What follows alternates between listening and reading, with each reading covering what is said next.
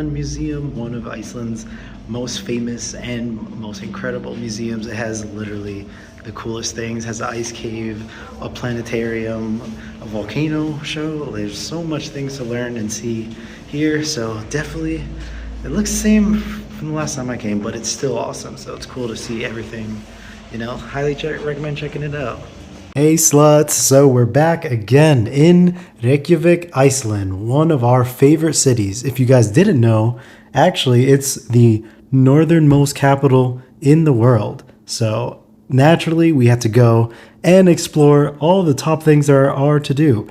This is our second time in Reykjavik, and it definitely is one of my favorite cities. Like, there's so much to do, but you can pretty much explore everything in around 1 or 2 days, since the city's not as big as other cities like New York City or something like that. Feels like more of like a big town rather than a giant city.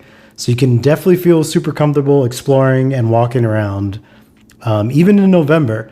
But fortunately, despite the cold weather, there's tons of activities to do inside, from lots of museums, shows, and cool architecture and buildings. So definitely had a really good time exploring Reykjavik. Generally, any trip to Iceland, I would recommend getting out of the capital city of Reykjavik and going on an epic road trip, since there's so many beautiful natural landscapes to see. But if you have a short time in the city, or you just want to spend some time exploring Reykjavik, there's tons to do. You could take various day trips to places like the Blue Lagoon Thermal Spa, lava tunnels, or even the Snæfellsnes Peninsula, and tons more stuff. So there's plenty of options. We're going to be focusing more on the awesome sights to see in downtown. So anywhere you can walk or just taxi to really quick if you're staying in downtown Reykjavik. Last time in the city, we went on an epic food tour, eating some of the top iconic meals in Iceland. And we also did a $20 budget travel vlog, which was pretty difficult since Iceland's so expensive, but very interesting. I think we still got it done and did some pretty cool stuff. So I'll have a link so you can check those videos out.